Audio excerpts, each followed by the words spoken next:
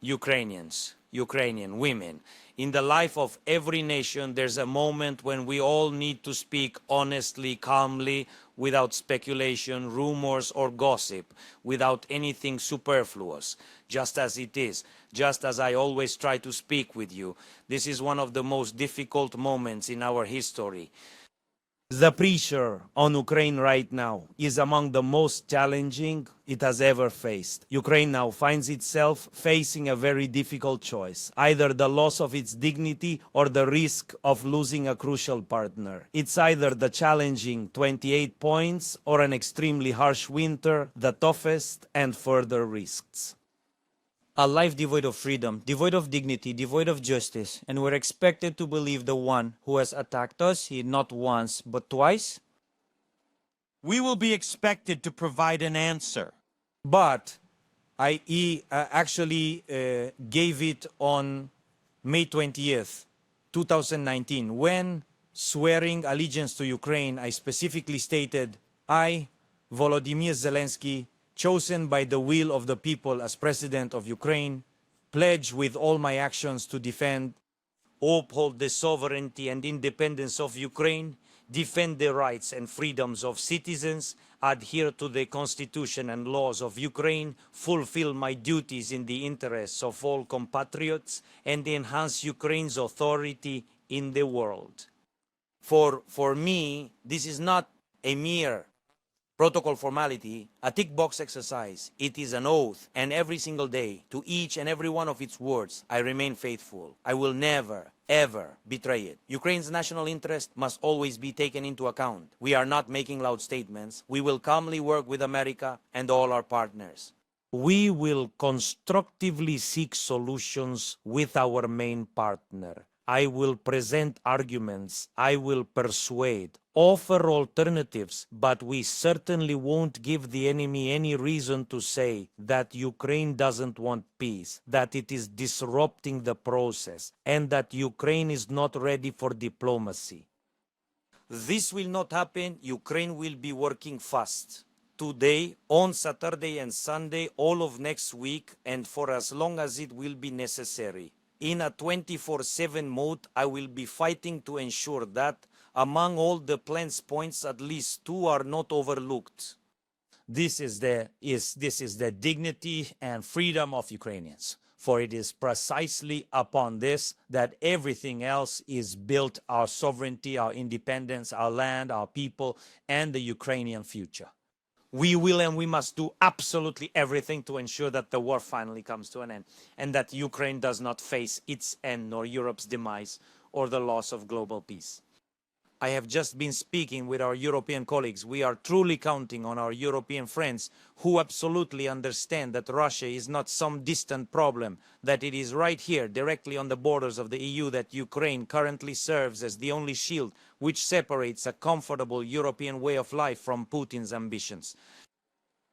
We remember that Europe stood with us. We believe that Europe will continue to stand with us. Ukraine must not relive the déjà vu of February 24th, when we felt completely alone, when no one could stop Russia except for our heroic people who stood as an unbreakable wall against Putin's army. And we were undoubtedly very pleased when the world said, Ukrainians, they are incredible. My God, how they fight, how Ukrainians struggle, what titans they are. And that is absolutely true. But Europe, and indeed the entire world, must understand another truth, that Ukrainians are first and foremost human beings. And for almost 4 years of full-scale invasion, we have been holding back one of the world's largest armies. And we are holding a front line that stretches for several thousand kilometers. And our people every night endure shelling, missile attacks, ballistic strikes, Shahed drone strikes. And our people every day lose someone close to them. And our people desperately want this war to end. We are, of course, like steel. But any, even the strongest metal, might not endure. Don't forget this. Be with Ukraine, be with our people, and therefore be with dignity and freedom. My dearest Ukrainians, please remember that very first day of the full-scale war. The vast majority of us made a very important choice, a choice to stand up for our beloved Ukraine. Remember how we felt back then, and what was it like? It was dark, loud, difficult, painful, and many were afraid. But the enemy didn't see our backs turning to flee. He saw our eyes full of resolve to fight for what is ours. This is dignity, and this is freedom. And thus, this is truly the most terrifying thing Russia could ever face, to see the unity of Ukrainians.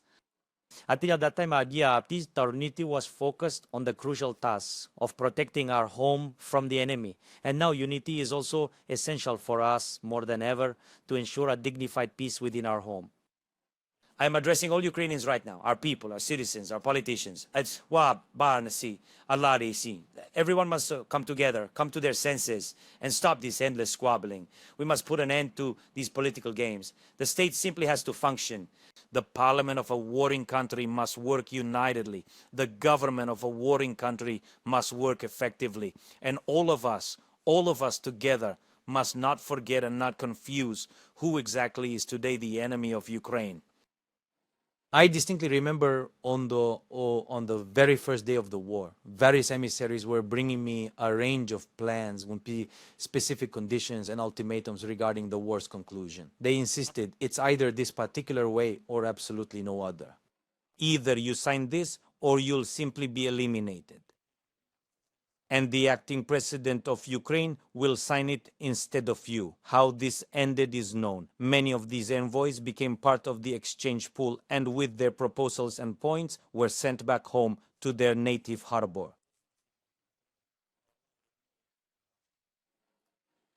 I did just say, Boze, it did not betray Ukraine back then.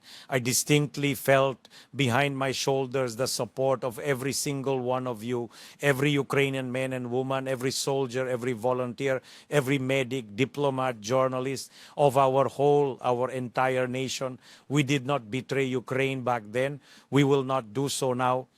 I definitely know that in this truly one of the most difficult moments of our history, I am not alone.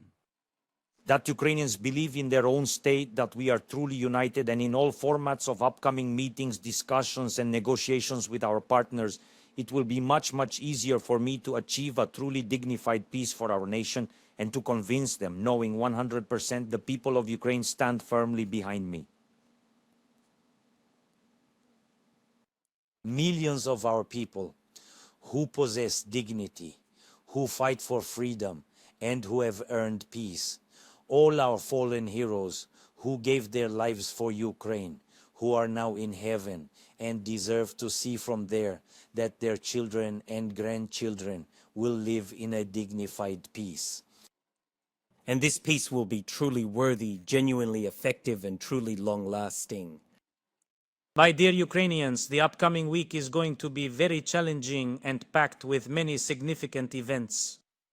You are a mature, intelligent, conscious people who have proven this many times and who understand that at this time there will be a lot of pressure, political pressure, informational pressure, various kinds of pressure to weaken us, to divide us. The enemy does not sleep and will do everything to make sure that nothing works out for us. Will we allow them to do this to us? We simply have no right to let that happen. And we will certainly succeed, because those who are trying to destroy us, they truly don't know us well. They don't understand who we truly are deep down. What is it that we stand for? What do we stand for? What kind of people are we? It's not without good reason that we commemorate the Day of Dignity and Freedom as a national holiday. This clearly shows us who we truly are and what our core values represent.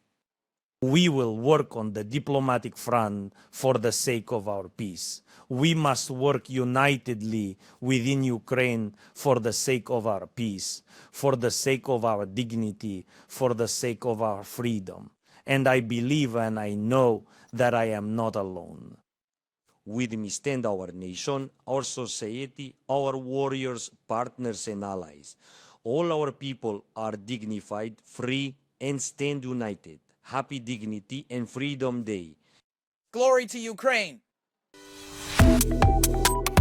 Subscribe to One India and never miss an update.